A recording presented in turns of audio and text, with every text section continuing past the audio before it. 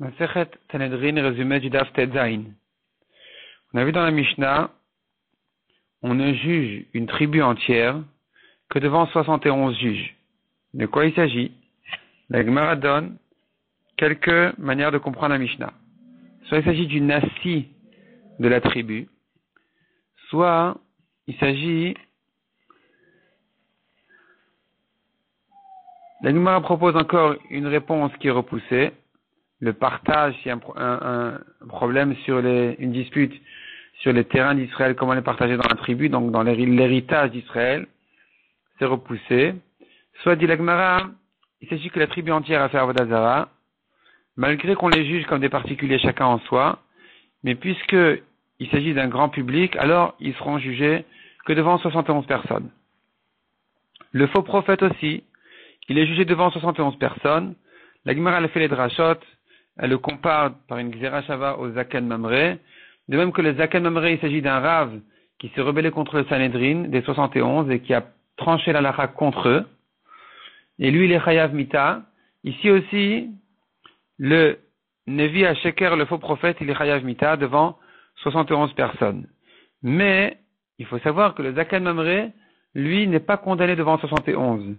Il s'est rebellé contre les 71, mais quand on va le juger, il suffira de 23 personnes. Tandis que le Nevi HaSheker, il s'agit, le faux prophète, il est jugé devant les 71. Le Kohen Gadol aussi, il est jugé devant 71 personnes, parce que c'est écrit dans le Pasuk, toute chose grand, tout problème grand, sera présenté devant toi, Moshe, donc qui est équivalent aux 71. Problème grand, ça peut se comprendre de deux manières. Soit c'est un grand problème, soit c'est le problème du grand. Le problème du grand, toute chose du grand, tu viens juger un Kohen Gadol qui est grand, il faut le juger devant les 71. Et donc, de là on apprend que le Kohen Gadol est jugé devant 71, mais la Gemara dit, il y a un autre Tana qui fait la dracha autrement, qui dit toute chose difficile, toute grande chose sera présentée devant toi, Moshe. Donc d'après lui, on n'a pas cette dracha de dire la chose du grand. Le problème du grand, qui serait donc le roi ou le Kohen Gadol, de dire qu'il est jugé devant 71. La Gemara demande maintenant qu'on vient juger le taureau du Kohen Gadol, par exemple, qui est Chayav Mita parce qu'il a tué quelqu'un, il est encore né.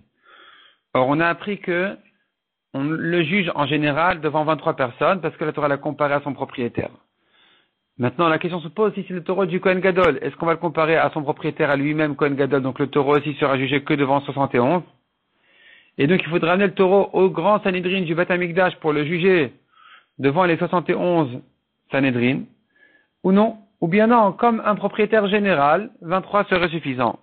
La Gemara ne répond pas à cette question. Mais une chose est claire, dit la Gemara, que les problèmes d'argent du Kohen Gadol sont jugés devant 3 juges. On ne va pas, ici, le juger devant 71. Quand il est question de déclencher une guerre en Israël aussi, il faut l'accord du Sanhedrin des 71. La Gemara ramène sur ça des psukim. Première dracha qui est repoussée. Finalement, la Gemara dit, on apprend des psukim concernant David. Concernant David, on voit dans les psukim que, on fait une dracha en fait sur les psukim.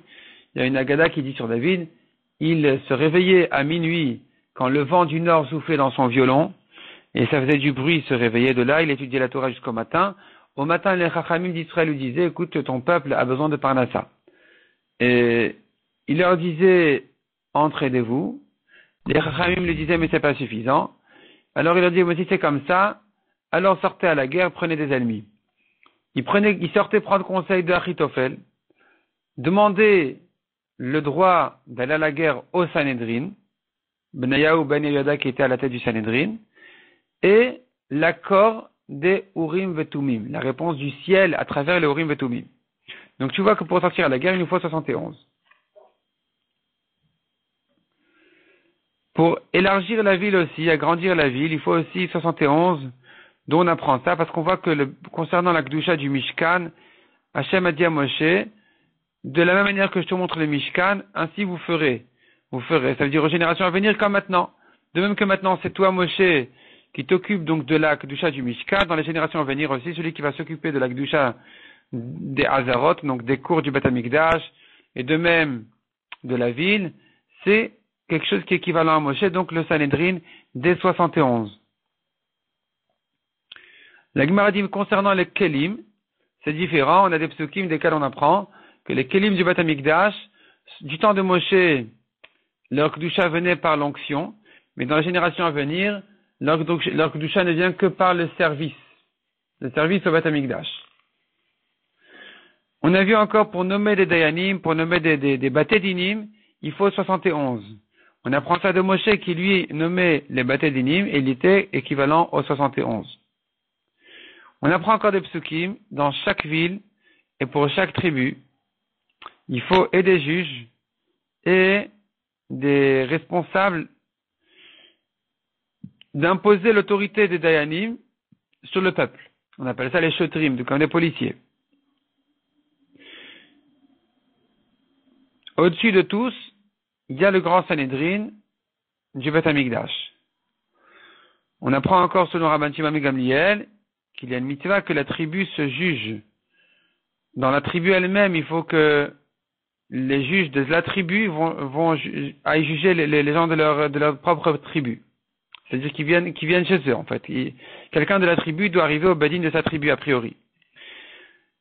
On a touché aussi la halakha de Iranidacha dans la Mishnah, qui doit être jugé devant 71 personnes, dont on apprend ça des psukim, parce que c'est écrit un particulier qui a fait Avodah Zara, il va être jugé au badin de sa ville.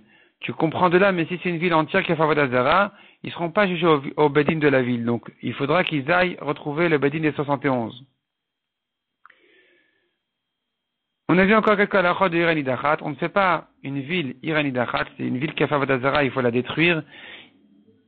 Et cette halakha ne concerne pas le cas où la ville elle est sur la frontière des Goïm. La Gemara va expliquer par la suite la raison de la Torah. Rabbi Shimon a l'habitude de donner les raisons des psukim.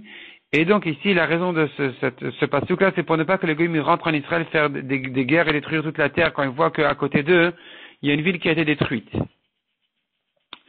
On n'a pas le droit non plus de faire 3 Iranidachat, de détruire 3 villes d'Avodah Zara. On ne peut en faire qu'une ou 2, comme on apprend des psukim, mais pas 3. Si c'est un nouveau Sanhedrin, est-ce qu'ils peuvent en faire une 3e?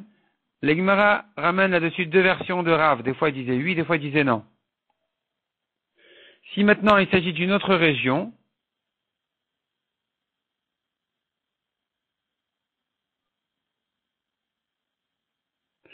on pourrait faire, selon Resh Lakish, mais selon Rabbi Yochanan, on ne fait pas non plus.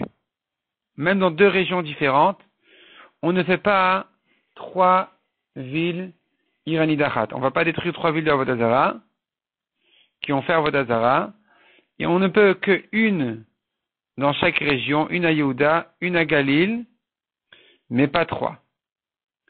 Pas 2 à Yehuda, pas 2 à Galil, et si elle est proche des Goïm, même une seule, on ne la fait pas, comme on a dit, pour ne pas que les Goïm rentrent en Israël pour détruire toute la terre.